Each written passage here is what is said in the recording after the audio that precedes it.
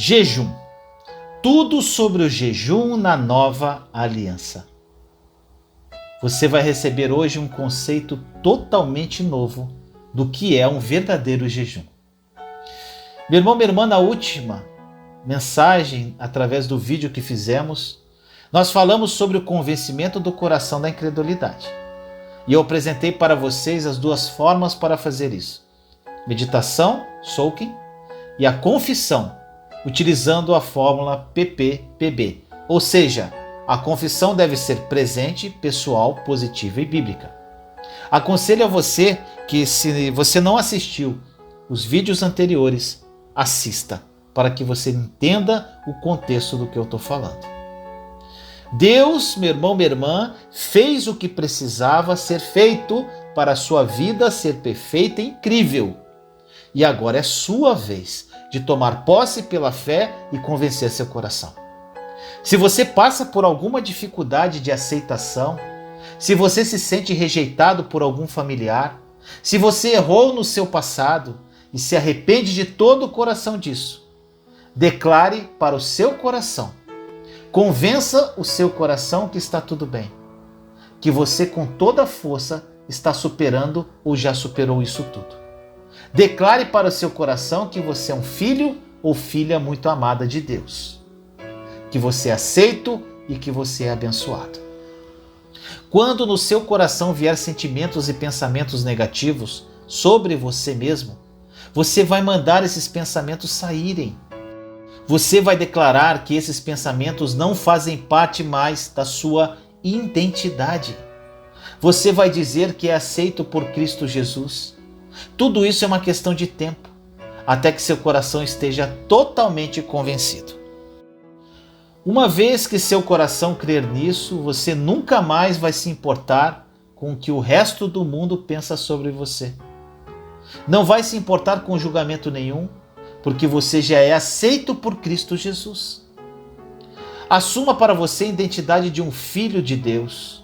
Seja daqui em diante aquilo que Deus diz o que você é, e não o que você acha que é, meu irmão, minha irmã.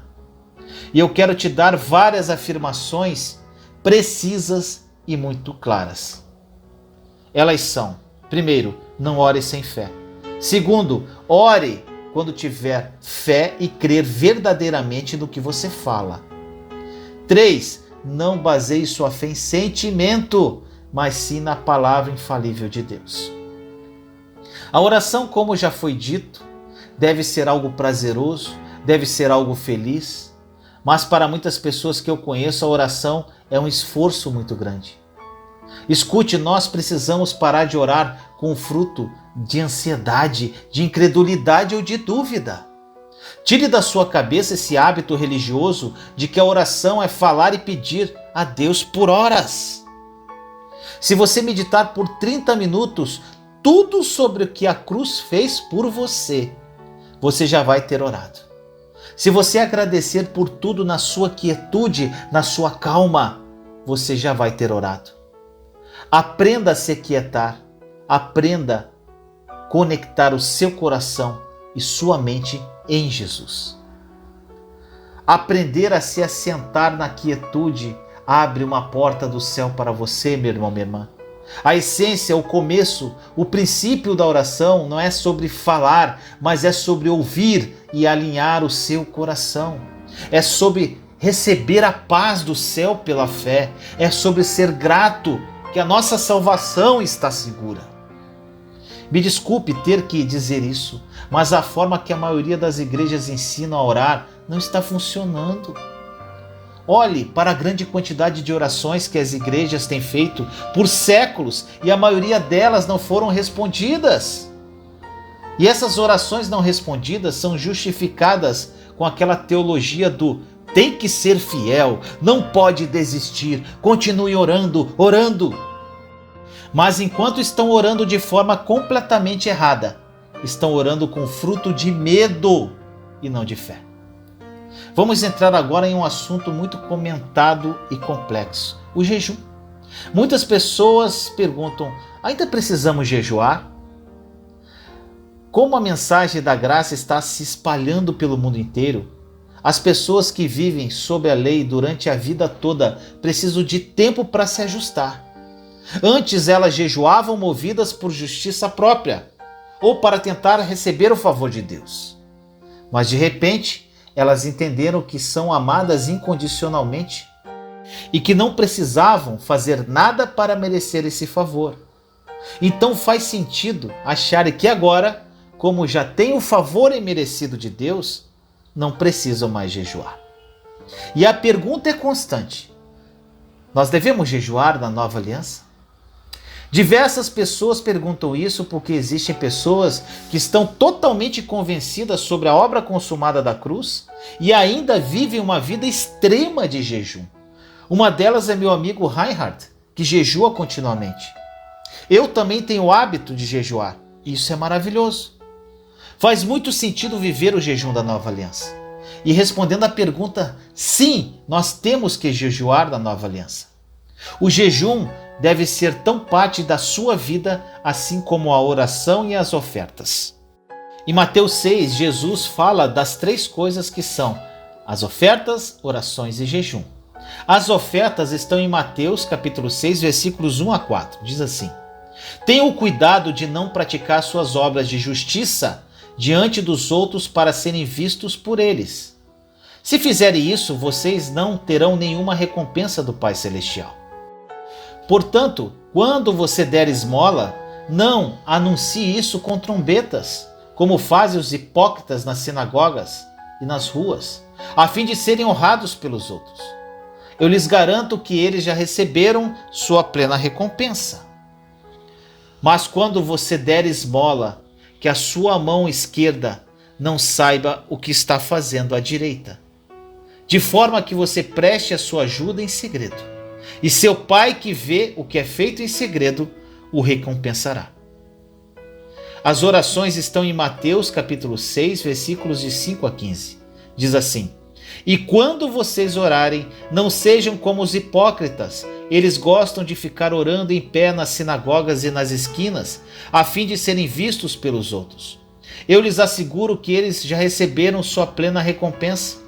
Mas quando você orar, vá para seu quarto, feche a porta e ore a seu pai que está no secreto. Então seu pai que vê no secreto o recompensará. E quando orarem, não fiquem sempre repetindo a mesma coisa, como fazem os pagãos. Eles pensam que por muito falarem serão ouvidos. Não sejam iguais a eles, porque o seu pai sabe do que vocês precisam, antes mesmo de o pedirem.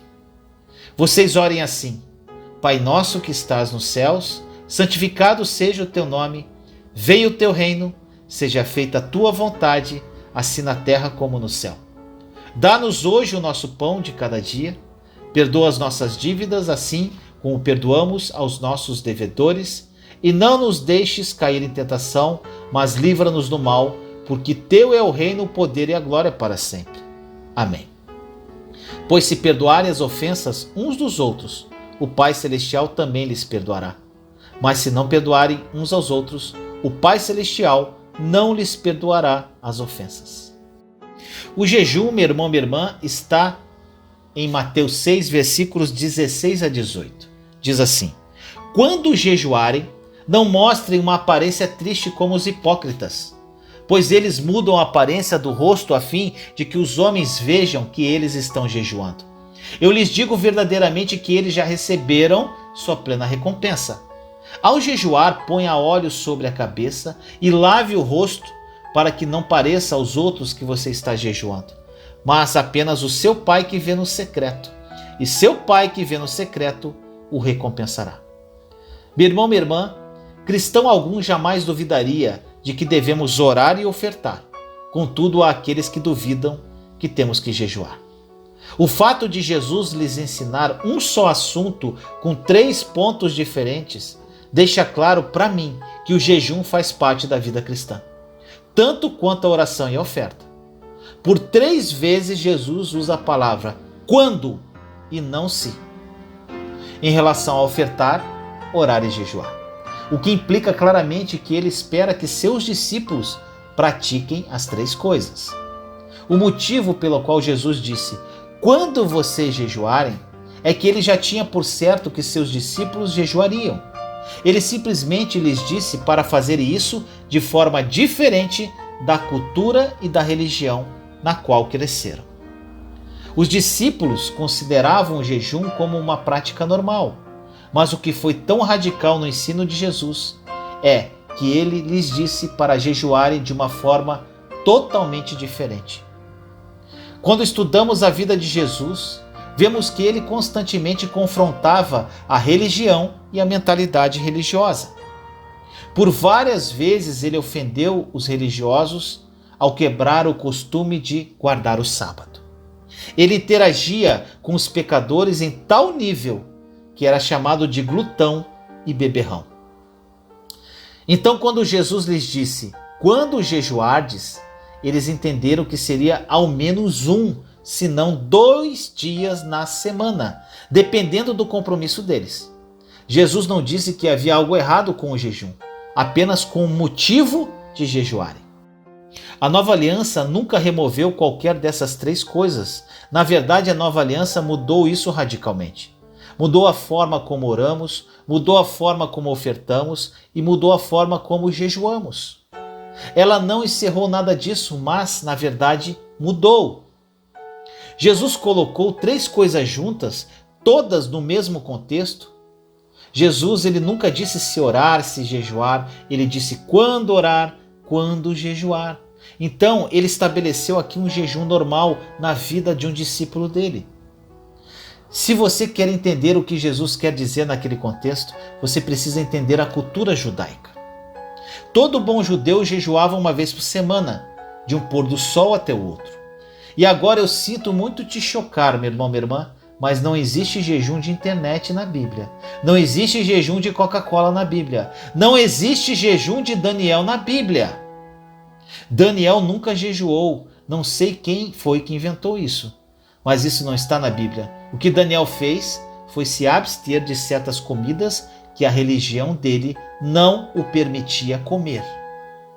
Se você olhar no hebraico ou grego original de jejum, jejum não significa que você se abstém de celular ou de qualquer outra coisa. Jejum significa você se abster de comida. Então, se você não se abster de comida, você não jejuou. Se você passou 3 semanas sem Coca-Cola, sem açúcar, você só fez um favor a si mesmo. Mas você não jejuou. Isso não é jejum. Jejum é não comer nada. Na cultura judaica, quando Jesus fez referência ao jejum, eles entendiam que era sem ingerir nenhuma comida de um pôr do sol ao outro. Isso era jejum. Os fariseus não jejuavam uma vez por semana, mas sim 2, às quintas e segundas. Isso não está na Bíblia, mas está na história judaica. Se encontra nos livros de história. Agora, por que os fariseus jejuavam nas quintas e nas segundas? Olha só, meu irmão, minha irmã. Porque nas segundas e nas quintas eram dias de mercado. Todo mundo estava no mercado do lado de fora. Se você entender isso, de repente o que Jesus diz faz completo sentido. Por que os fariseus jejuavam nas quintas e nas segundas? Pelo fato de todo mundo estar fora. Porque assim, meu irmão, minha irmã, eles conseguiam mostrar para as pessoas o quanto santos eles eram. Eles colocavam uma espécie de giz branco no rosto e continuavam repetindo as mesmas orações. Todos viam aquilo e ficavam admirados, dizendo: "Uau, eles jejuam 2 vezes por semana e nós somente uma." Foi por isso que Jesus, meu irmão, minha irmã, disse que quando você jejuasse, não fizesse como eles faziam. Pois eles nunca faziam isso para Deus, eles faziam isso para que a multidão pudesse ver e aplaudir. De repente nós entendemos que Jesus nunca falou contra o jejum, mas que ele queria que as pessoas fizessem o jejum da forma correta. Os apóstolos, meu irmão, minha irmã, jejuavam muito. Paulo disse em 2 Coríntios 11, 27, "Trabalhei arduamente, muitas vezes fiquei sem dormir, passei fome e sede, e muitas vezes fiquei em jejum. Suportei frio e nudez." Olha o que diz em Atos 13, 2. "E servindo-os ao Senhor e jejuando, disse o Espírito Santo." Atos 14, 23. E havendo-lhes por comum consentimento eleito anciãos em cada igreja, orando com jejuns, os encomendaram ao Senhor em quem haviam crido. Mateus 17, 21. Mas esta espécie só sai pela oração e pelo jejum. Lucas 5,33. E eles lhes disseram: os discípulos de João jejuam e oram frequentemente, bem como os discípulos dos fariseus, mas os teus vivem comendo e bebendo. Atos 13:3. Assim, depois de jejuar e orar, impuseram-lhes as mãos e os enviaram. Nós vemos que o jejum estava claramente estabelecido nas Escrituras. Os apóstolos fizeram isso constantemente. Então a pergunta é: qual é o ponto do jejum na nova aliança?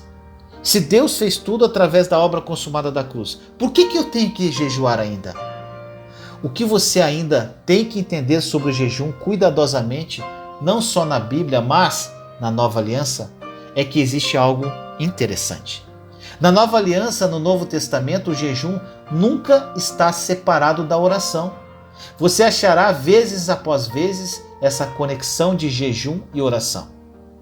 Se você passar 7 dias na água e você continuar vivendo uma vida completamente ocupada, como você sempre viveu, e não tendo tempo de orar, na minha compreensão na nova aliança, você não jejuou, pois o jejum, sem separar um tempo especial para a oração, não é jejum. Pode ser até saudável, mas eu não entendo isso como jejum. Então, qual é a função do jejum? Agora eu faço uma pergunta. Nós podemos mudar a perspectiva de Deus através do jejum? Eu quero que você entenda algo extremamente importante. Você nunca vai conseguir experimentar um milagre de Deus através do jejum. O jejum não tem nada a ver com convencer a Deus. Deus não precisa ser convencido de nada. Eu nunca jejuo para Deus e sim para mim mesmo. O jejum tem tudo a ver com o meu relacionamento com Deus e não com Deus fazer algo por mim. Entenda isso, meu irmão, minha irmã. A função do jejum não é fazer Deus mudar de ideia, nem mover a sua mão. Eu sei que podemos citar alguns versículos do Velho Testamento, entretanto devemos nos lembrar de que aquelas pessoas viviam debaixo de outra aliança, na qual as bênçãos de Deus dependiam de suas obras. Por causa da nova aliança, Deus já renovou todas as limitações de nossa vida. E as únicas que ainda enfrentamos são as que nós mesmos nos impusemos. Se o jejum não faz com que Deus se mova a nosso favor, então por que há tantos testemunhos de milagres impressionantes que aconteceram depois das pessoas orarem e jejuarem? Meu irmão, minha irmã, como lhe mostrarei, o jejum não muda Deus, pois ele não precisa ser convencido a se mover em favor dos seus filhos amados. O jejum muda o nosso próprio coração incrédulo e nos ajuda a ativar a fé de Deus dentro de nós. E a ativação da fé, como um grão de mostarda que fazemos através do jejum e da oração, que libera os milagres, meu irmão, minha irmã. Não tem nada a ver com Deus, mas com a nossa fé. Porque não é Deus quem nos impõe limitações, mas a incredulidade do nosso coração. A obra da cruz e a nova aliança são perfeitas e completas. Agora eu vou falar sobre alguns motivos errados para jejuar. Eu não tenho dúvida de que jejuns prolongados e um estilo de vida de jejum, isto é, 1 ou 2 dias semanais, trazem benefícios incríveis. Mas antes de mostrar a função do jejum e como se remove as limitações de nossa vida, eu preciso mostrar algumas razões pelas quais não devemos jejuar. Caso contrário, as pessoas podem entender o poder que o jejum libera dentro de nós e podem ficar tendenciosas a jejuar pelas razões erradas, caindo na justiça própria, que é muito prejudicial. Não devemos jejuar com o intuito de vencer a carne, primeiramente. Eu imagino que isso mexa com a cabeça de algumas pessoas, como mexeu com a minha. Eu mesmo já ouvi um número grande de pregações dizendo que ao jejuar enfraquecemos a carne e fortalecemos o espírito. Mas hoje eu entendo que isso é um desacato à cruz, meu irmão, minha irmã. Quando falamos sobre carne, estamos falando da nossa natureza pecaminosa, que não pode ser enfraquecida através do jejum por uma razão muito simples. Nossa velha natureza foi crucificada já com Cristo, sepultada com Ele e ressuscitada em novidade de vida.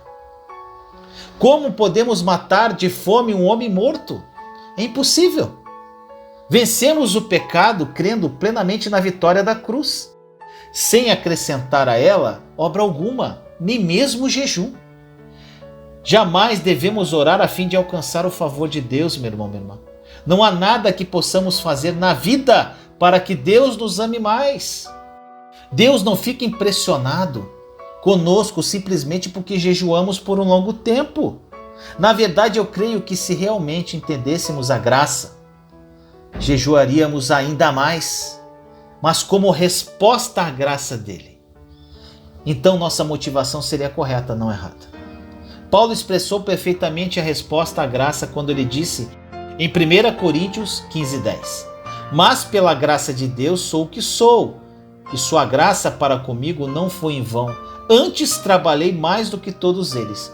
Contudo, não eu, mas a graça de Deus comigo. Meu irmão, minha irmã, jamais devemos jejuar com a intenção de impressionar outras pessoas.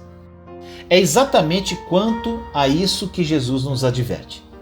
Sei que perdemos peso quando fazemos um jejum prolongado, e é óbvio que as pessoas notam, mas não devemos nos preocupar com isso. Jesus não disse que não teremos recompensa se as pessoas virem que estamos jejuando. O que ele disse foi que, se jejuarmos para que as pessoas vejam, então não teremos recompensa. Somente nós e Deus podemos julgar a motivação do nosso coração. Além disso, jejuar a fim de perder peso é uma razão totalmente errada para o jejum. Se você está acima do peso, o que precisa fazer é mudar o seu estilo de vida, não fazer um jejum prolongado para emagrecer. Esse é um tiro que sai pela culatra, porque de qualquer forma você recuperará o peso rapidamente depois. Jejuar com o intuito de convencer a Deus a nos dar algo ou fazer por nós é uma razão também comum, porém errada. Deus já nos deu tudo em Cristo Jesus. E sabe o que Deus diz para você hoje? Meus filhos, passam o dia todo tentando me convencer a lhe dar as coisas, enquanto eu passo o dia todo tentando convencê-los de que eu já lhes dei tudo em Cristo. A última razão que não devemos usar para jejuar é para ter mais autoridade sobre o diabo. Meu irmão, minha irmã, se a autoridade sobre o diabo dependesse do nosso jejum, teríamos um evangelho de obras. Na cruz, Jesus derrotou Satanás e nos entregou gratuitamente sua autoridade. Agora então, Vinícius, então por que nós devemos jejuar? Meu irmão, minha irmã, se nosso jejum não influencia Deus de forma alguma, então por que a gente precisa jejuar? E eu lhe darei algumas razões pelas quais precisamos jejuar. A primeira e mais importante é que jejuar muda o nosso próprio coração. Deus nos deu todas as coisas. Contudo, se nosso coração não estiver sensível o suficiente para ouvir a sua voz e aprender a ter acesso a ela, será de pouco proveito. Agora preste atenção nisso. A passagem de Mateus 17:21, que diz: Mas esta espécie só sai pela oração e pelo jejum, tem confundido muitos cristãos. Eles concluíram que somente com jejum e oração é que alcançamos autoridade suficiente sobre demônios, vamos dizer assim, de alta patente, entre aspas. Mas vamos analisar esse versículo dentro do contexto. Olha só, Mateus 17, 14 a 21. Quando chegaram onde estava a multidão, um homem aproximou-se de Jesus, ajoelhou-se diante dele e disse: Senhor, tem misericórdia do meu filho. Ele tem ataques e está sofrendo muito. Muitas vezes cai no fogo ou na água. Eu o trouxe aos teus discípulos, mas eles não puderam curá-lo. Respondeu Jesus: Ó geração incrédula e perversa, até quando estarei com vocês? Até quando terei que suportá-los? Tragam-me um menino. Jesus repreendeu o demônio, este saiu do menino e desde aquele momento ele ficou curado. Então os discípulos aproximaram-se de Jesus em particular e perguntaram: por que não conseguimos expulsá-lo? Ele respondeu: porque a fé que vocês têm é pequena. Eu lhes asseguro que se vocês tiverem fé do tamanho de um grão de mostarda, poderão dizer a este monte: vá daqui para lá e ele irá. Nada lhe será impossível. Mas esta espécie só sai pela oração e pelo jejum. Os discípulos aqui, meu irmão, minha irmã, tentaram expulsar o demônio, mas não conseguiram. Então Jesus chegou e o demônio teve que sair imediatamente. Isso incomodou os discípulos e eles quiseram saber por que não haviam conseguido. Mas é muito simples, meu irmão, minha irmã. Eles fizeram uma pergunta clara e Jesus deu uma resposta muito clara, que se encontra no versículo 20. Olha só o que diz o versículo 20. Ele respondeu: porque a fé que vocês têm é pequena. Precisa ficar mais claro que isso, meu irmão, minha irmã? Jesus lhes disse que eles não conseguiram expulsar por causa da pequena fé deles, ou seja, da incredulidade, e pronto! Ele não disse que foi por causa da incredulidade e falta de jejum e oração, gente. Ele disse simplesmente por causa da incredulidade. Depois, continuamente no versículo 20, nós observamos que ele lhes dá uma lição sobre a fé do tamanho de um grão de mostarda. E conclui: se tiverdes a fé do tamanho de um grão de mostarda, nada vos será impossível. Meu irmão, minha irmã, o que confunde muitos cristãos é o que Jesus acrescenta no versículo 21, quando diz: mas esta espécie só sai pela oração e jejum. Obviamente Jesus não poderia se contradizer, quer fosse incredulidade ou não. Para mim, meu irmão, minha irmã, fica muito claro que Jesus já tinha mudado de assunto, passado de demônio para fé e incredulidade. Agora ele está falando de uma incredulidade que imporá limitações à nossa vida. Quando ele diz essa espécie, não está se referindo a essa espécie de demônio, meu irmão, minha irmã, mas essa espécie de incredulidade. Nós podemos usar essa espécie de várias maneiras. Essa espécie de café, espécie de dinheiro, essa espécie de demônio, ou uma espécie de incredulidade. Então, como Jesus já tinha deixado claro que o problema era a incredulidade que estava profundamente arraigada no coração dos discípulos, ele estava se referindo a essa espécie de incredulidade. Quando Jesus apareceu, ele já estava descontente com a incredulidade deles.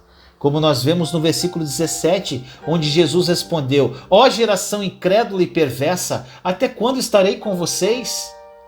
Até quando terei que suportá-los? Tragam-me o menino. É quando aprendemos a nos conectar intimamente com Deus através do jejum e da oração que essa incredulidade é eliminada de nosso coração. Se vocês, meus irmãos e irmãs, desejam andar no sobrenatural, vocês precisam aprender sobre a fé que move montanhas, que é a fé como uma semente de mostarda. Infelizmente, a grande maioria das igrejas não ensina isso, pois são religiosas e cheias de incredulidade. O hábito intensivo do jejum vai ajudar você nesta jornada incrível, aliando-o à oração. À medida que você for jejuando, o seu coração será mudado gradualmente. É incrível. E a incredulidade começará a sair dele. Os milagres começarão a aumentar na sua vida, pode ter certeza. Não porque Deus tenha respondido o seu jejum, mas porque você vai livrar o seu coração da incredulidade. Esses milagres que estou falando sempre estiveram disponíveis para que você os recebesse, porque Cristo já pagou por cada um deles.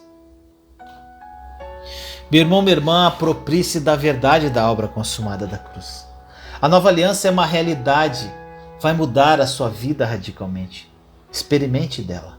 Compartilhe essa mensagem para difundirmos essa verdade ao mundo. Vamos orar? Senhor, nos colocamos em sua santa e doce presença neste momento, eu, meus irmãos e irmãs em Cristo Jesus. Pai amado, revela aos meus irmãos e irmãs sobre as verdades da nova aliança. Que o seu Santo Espírito seja o condutor da verdade aos corações das pessoas que ouvem esta mensagem. Que essas pessoas apropriem-se pela fé de tudo o que foi dito e vivam uma vida incrível, maravilhosa e abundante que Jesus morreu para lhes dar. Assim nós oramos, em nome do nosso Senhor Jesus Cristo. Amém. Te amo em Cristo Jesus.